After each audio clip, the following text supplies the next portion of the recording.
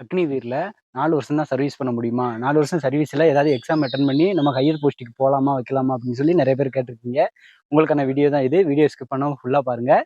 வணக்கம் மக்களே. அதாவது அக்னிவீர்ல 4 வருஷத்துக்கு இடையிட்டு எக்ஸாம் ஏதாவது எழுத முடியுமா அப்படின்னு கேட்கிறீங்க நெறைய பேரு. அக்னிவீர பொறுத்தவரையில நீங்க 4 வருஷத்துல 4வது வருஷம் ரன்னிங்ல இருக்கும்போது தான் வெளியில வேற எந்த விதமான கவர்மெண்ட் ஜாப்புக்கும் இப்ப எஸ்எஸ்சி ஜிடியா இருக்கட்டும், இல்ல தமிழ்நாட்டுல டிஎன்பிஎஸ்சியா இருக்கட்டும், இல்ல எந்த எக்ஸாமுக்குமே நீங்க அப்ளை பண்ண முடியும்.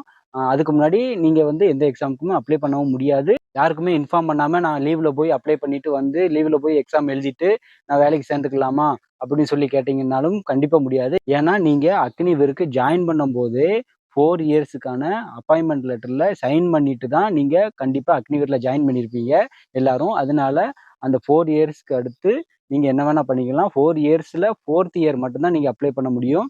ஆனா இதுல ஒரு குட் நியூஸ் இருக்கு.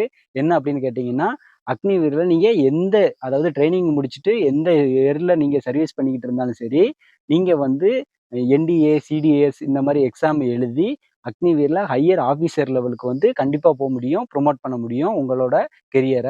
இது வந்து அக்னிவீர்ல ஒரு பெனிஃபிட்ஸ் தான் கண்டிப்பா.